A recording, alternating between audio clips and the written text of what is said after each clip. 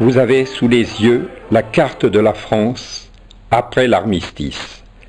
Les autorités de l'époque, l'État français, en accord avec les autorités allemandes, décident de couper la France en deux.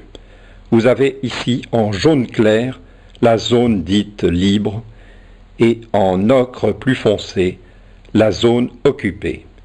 Elle recouvrait l'ensemble du territoire français placé le long des côtes atlantiques et de la Manche.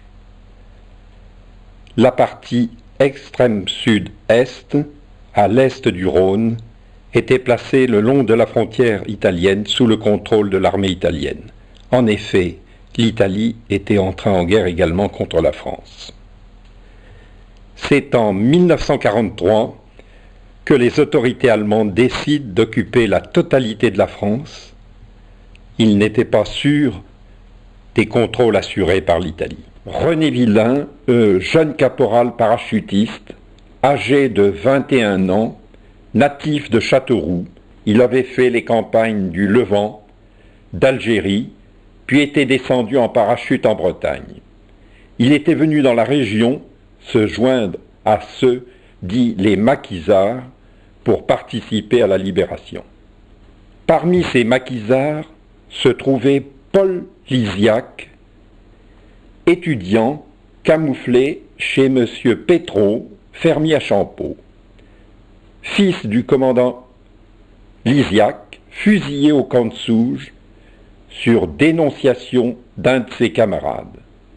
Paul Lisiac tenait à venger son père. Depuis plusieurs semaines, les habitants du village se doutaient que quelque chose allait se passer. Madame Baloge avait rencontré une voiture chargée de jeunes gens armés. Ceux-ci lui avaient demandé la route de Chandenier. Elle lui avait indiqué la route qui part de l'église du village, dont un tronçon conduit à Chandenier et l'autre à Course. À la sortie du bourg, la petite troupe tira des coups de mitraillette, probablement pour prévenir des camarades. La route de Chandenier ne devait pas convenir pour tenter ce coup de main. Vers 8h30, plusieurs détonations se firent entendre. Un engagement avait lieu au croisement des routes de Forges, route de Chandenier, à Mazières-Barforges, entre un groupe de FFI et un détachement de soldats. La lutte avait été courte car les FFI avaient attaqué les dernières voitures. Elle fut fatale à l'un d'eux. D'après la rumeur publique, les maquisards devaient tirer sur la dernière voiture. L'un des hommes aurait probablement tiré trop tôt, ce qui explique la violence de l'accrochage. Le caporal René Villain tomba dans le champ des Forges.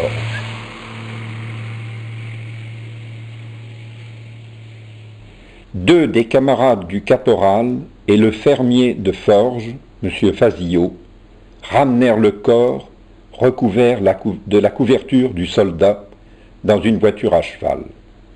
Le défunt portait sur lui une plaque avec cette inscription « Je suis chrétien. En cas d'accident grave, je demande le secours d'un prêtre. » La dépouille mortelle fut déposée à la mairie sur un brancard. Les obsèques eurent lieu le samedi suivant. Le corps fut porté à l'église par des hommes du village appartenant à la résistance et ayant participé à de nombreux parachutages dans la région. Monsieur Métois, curé de la paroisse, officier dans l'église décoré de drapeaux tricolores, entouré de prêtres des paroisses voisines. Une foule qu'on peut évaluer à 2000 personnes environ. Malgré la situation critique du moment, les Allemands traqués semaient la mort au cours de leur retraite en désordre. Le cortège fut photographié plusieurs fois, vous en avez des exemples ici, en particulier à la porte de l'église. Une délégation d'une vingtaine de parachutistes en armes, rendit les honneurs militaires aux soldats défunts, tant à l'église, autour du cercueil, que dans le défilé et autour de la fosse. L'inhumation se fit dans le cimetière de Saint-Marc-la-Lande, où se trouve encore la dépouille du soldat. Un beau discours fut prononcé par M. Massé, instituteur à Châteaubourdin et ancien résistant. Sur le monument aux morts des anciens de la guerre 39-45, en dessous du nom de René Villain, figure également le nom d'un autre résistant, Martial Pillac. Martial Pillac, originaire de Saint-Marc-la-Lande, dont la famille est présente ici ce soir dans la salle. Martial Pillac fut tué en novembre 1944 lors des violents combats de la poche de La Rochelle. Voici une photo de Martial Pillac.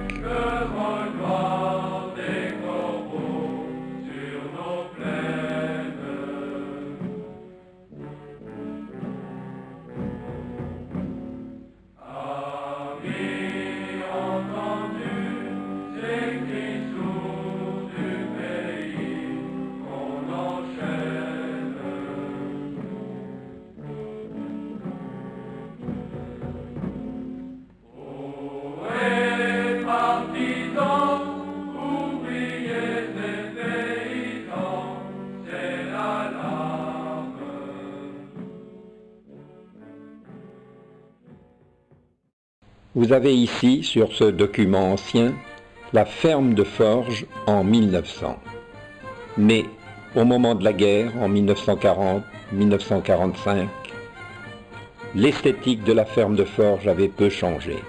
Quelques photos montrant les travaux ruraux pendant la période de la guerre. Le bœuf était la force motrice principale, le cheval utilisé pour les travaux plus légers. Nous avons ici M. Maurice Léculeur lors du ramassage du lait sur la commune de Verhuis. C'est la préparation du bois pour le camion qui a été transformé. Effectivement, l'essence était devenue très très rare et il a fallu beaucoup d'imagination pour faire fonctionner les quelques camions qui restaient.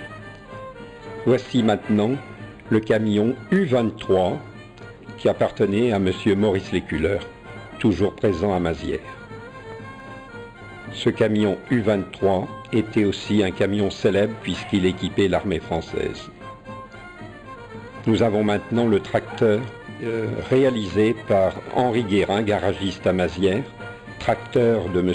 Poilane qui assurait les entreprises de travaux agricoles dans le secteur, en particulier les battages. Quelques photos des grandes fêtes de la Libération. Ici, nous sommes à Mazières, devant la gendarmerie, actuellement la boulangerie Pénaud.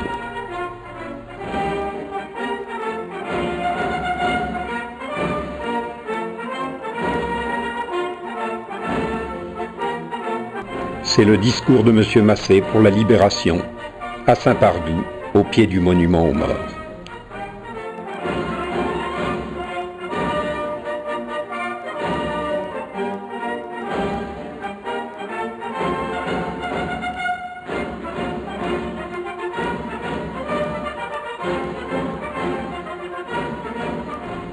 Et la dernière photo, c'est la grande fête à Mazières pour fêter le retour des prisonniers de guerre.